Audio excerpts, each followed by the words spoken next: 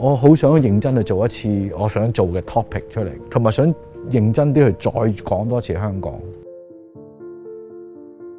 即係5年前開始覺得有啲嘢去喐緊、變緊，譬如好多 internet 嘅嘢啊，好多方法已經開始唔同咗，人又開始變緊，咁就的起心肝，不如做一輯嘢係即係個變遷，呢個時代變緊嗰陣時嘅嘢。咁我開始認識咗有啲雜誌揾我影嘢，叫我影一啲 crossplay 嘅嘢，攬枕 Lemo， 開始了解個文化上，我覺得個時代轉咁，我想做一樣嘢。但係整呢輯嘢嗰陣時，有啲感覺就係好純粹就做咗出嚟。即係譬如，我記得我有一日寫緊一幅嘢嗰陣時，我就睇咗幾個新聞都係講人自殺跳樓，連續幾日，哇咁嘅，咁我就開始諗，咁自殺跳樓嗰個狀態應該好開心定唔開心咧？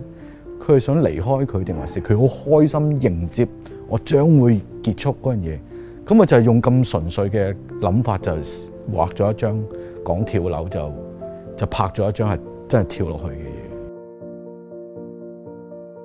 拍攝嘅中間嗰陣時，我發覺原來嗰輯相影出嚟係為咗滿足到我自己，係想 enjoy 緊我想做緊嘢。咁變咗我影完嗰陣時，其實我決定咗唔 show 俾人睇。咁我就覺得咁就算啦，即係我過程我覺得好 enjoy 就算。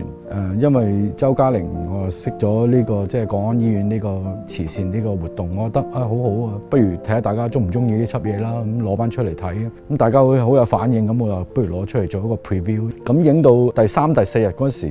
我影下嗰陣時，我擰轉頭咧，我睇住個 mon 啦，咁我擰轉頭見到我個 styling 同埋 hand makeup 都係啲法國人同埋啲日本人喺度喊緊，我做咩喊緊啊？佢我好 enjoy 嗰樣過程，嗰日個心情就係覺得我唔需要人哋證明我喺個過程裏邊我已經自己證明我自己係，我完咗我就覺得我話個過程原來係緊要過個 outcome 咯。我哋喺呢度 enjoy 一班人喺度做緊樣嘢已經係最好嘅一個禮物嚟嘅，即係咁。